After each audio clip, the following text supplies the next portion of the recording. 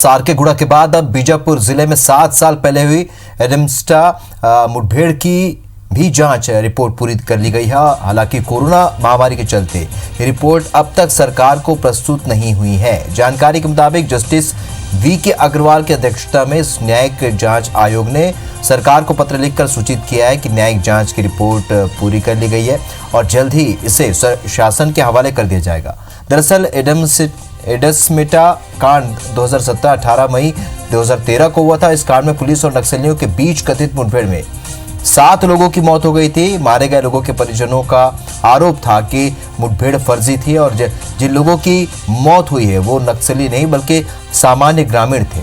घटना को लेकर विरोध होने के बाद तत्कालीन प्रदेश सरकार ने 19 मई को मध्य प्रदेश से सेवानिवृत्त हुए जस्टिस वी.के. अग्रवाल की अध्यक्षता में एकल सदस्य विशेष न्यायिक जांच आयोग का गठन किया और सत्ता परिवर्तन के बाद पिछले दिनों सरकार ने न्यायिक जांच आयोग को जांच पूरी करने और रिपोर्ट सौंपने के लिए मार्च 2020 तक का समय दिया था।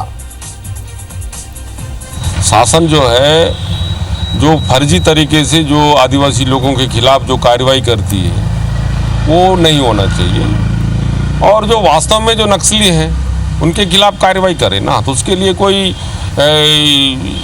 समाज या ये तो कोई ये नहीं रोक नहीं लगाता उस पर। सरकार को ऐसे लोगों के खिलाफ कार्रवाई करना चाहिए, लेकिन बेकसूर जो लोग हैं उनके खिलाफ यदि कार्रवाई करती है, वो यदि जेल में जाते हैं, कई वर्षों तक जेल में रहते हैं, तो उनका परिवार बहुत बिखर जाता है। तो ऐसी स्थिति में जो है इसको परीक्षण करना चाहिए कि भाई कौन नक्सली है कौन नक्सली नहीं है। ऐसा परीक्षण करने के बाद यदि वास्तव में नक्सली पाया जाता है तो उसके खिलाफ कार्रवाई करें। चलिए, हमारे सहयोगी नरेश मिश्र इस वक्त इस खबर पर सीधे हमारे साथ जुड़ रहे हैं। नरेश, सारकेगुड़ा के बाद अब एक अहम जो बहुचर्चित जो मुठभेड़ रही एडसमेटा, इस पर जांच रिपोर्ट आ गई है। क्या कुछ इस रिपोर्ट में संभावना है, क्योंकि अभी तो शासन को सौंपी जानी है, लेकिन कुल मिलाकर अब ये इसकी जांच पूरी हो चुकी है?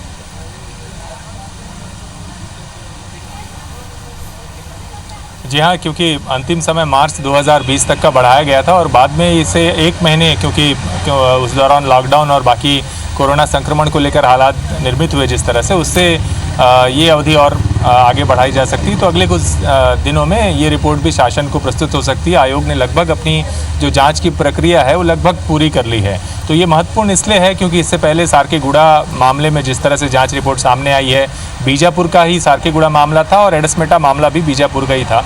और इस पूरी जांच प्रक्रिया को पूरा होने में 7 साल लगे। मानवाधिकार कार्यकर्ताओं के साथ साथ तमाम संगठन, स्थानीय जो ग्रामीण थे, उन सभी लोगों ने इसका विरोध करते हुए इसे फर्जी मुठभेड़ करार देकर मामले में जांच के लिए और जल्द नतीजों के लिए लगातार दबाव बनाए रखा था। तो ये बहुप्रतीक्षित एक तरह से रिपोर्ट होगी और जिस तरह से सारकेगुड़ा में उस एनकाउंटर को फर्जी पाया गया था, तो इसलिए राजनीतिक तौर पर भी इस रिपोर्ट के आने के बाद काफ़ी कुछ कोहराम मच सकता है।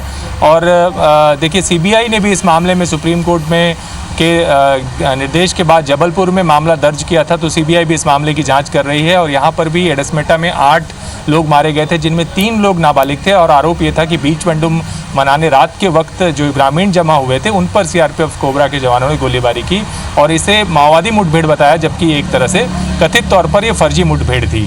तो अब ये जो जांच रिपोर्ट है वो सामने आने पर निश्चित तौर पर लंबे समय से जो इंतज़ार था एक रिपोर्ट का, उसकी असल तस्वीर सामने आएगी कि ये मुठभेड़ वाकई में किन हालातों में और हुई और इसके लिए जिम्मेदार कौन था। चलिए, तो ये देखना होगा कि आखिरकार रिपोर्ट में क्या कुछ शासन को सौंपी जाएगी, उसके बाद क्या कुछ होगा। एक बार फिर राजनीतिक घमासान मचने की पूरी संभावना बनी हुई है। आपका बहुत बहुत शुक्रिया।